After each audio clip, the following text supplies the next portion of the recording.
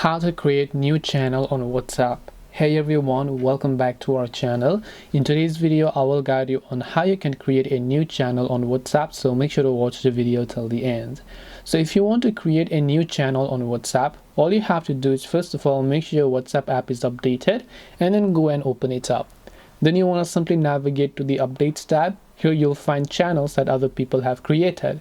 So if you also want to create your own channel, you can tap the plus icon here and then tap the option called create channel. As you do that, here you will see this little pop-up which are some of the features of a channel.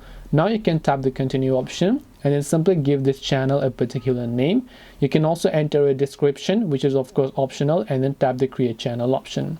After you do that, your channel will get successfully created. Now if you want to upload a profile picture and so on, that's really optional, but you can do that. And if you want to share your channel link and invite your friends, you can tap on the share channel link option and then you should be able to copy those links over here as well. This way you will be able to create a WhatsApp channel. Hope this video is very helpful. If you have got any more questions, feel free to leave them down. Thank you for watching and see you in the next video.